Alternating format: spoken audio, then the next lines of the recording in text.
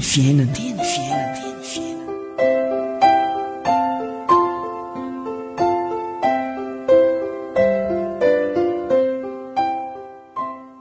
Ary hoy Jehova, satria nahafoy ny lalako izay nataoko teo anoloana izy ka tsy nakatoy izany, ary tsy nihaino ny feoko fa nandeha araka ny ditro ny fony sy nanaraka ireo bala arak'izay nampanary ny razany azy, dia izao no lazain'i Jehova tompony maro, Andriamanitry ny Israely: indro ho fahanako zava-mahafaty ity firenena ity sy ampisotroko rano mangidy.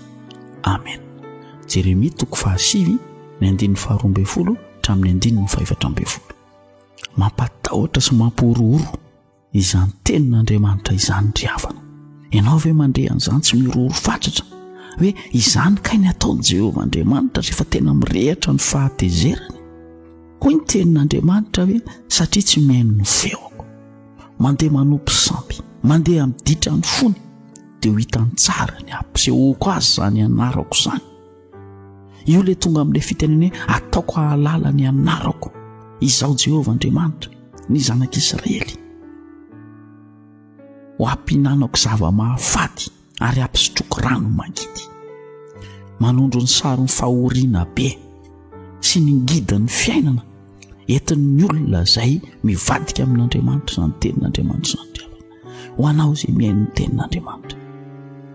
Indraindray amandinika an'ity firenentsika ity, ny zavatra mitranga ny fahoriana sy ny fijaliana, ny vola tsy misy, ny aretina mandringana, ny olana tokantrano, ny olana mpiara-monina, ny asa ratsy isan-karazany manjaka. Dia indray ianao mieritreritra hoe tonga amin'ilay tenin'i Jehova ary ve izany fireneko izany, ampinanako zava-mahafaty sy ampisotroko rano mangidy. Indray dia tsapa mihitsy mangidy ilay fiainana. Toa izay hohaninao rehetra tao zava-mahafaty aby, tsy misy fiainana tsony, tsy misy fifaliana tsony, ranomaso tomany isan'andro ny ainano maro. Mihinao fa tsapanao zany. Androany io tenin'Andriamanitra io dia tonga mba hibebahantsika, ahafahantsika mandiny tena lalina hoe sao dia efa fotoana ary izao hialana miditra ny fo, hialana amin'ity manao be loha eo anatrehan'Andriamanitra ity. Efa fantatra zao fa tsy mety, ny lalan'ny fahaverezana mbola atao ihany.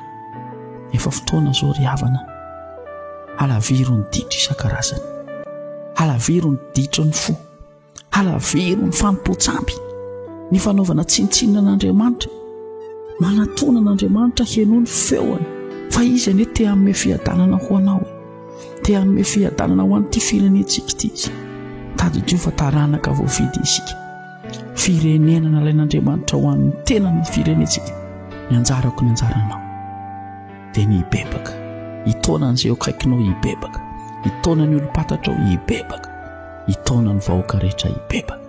Raha andeha hitsangana ianao amin'ity androandroany ity, ataovy lara-pahamehana amin'izay ho atrehanao androany ny fitorianany fibebahana, ampahafantarin'ny olona fa Andriamanitra tsy faly amin'ny ditro ny fon'ny olona, Andriamanitra kosa mamindra fo amin'ny mpanota mibebaka.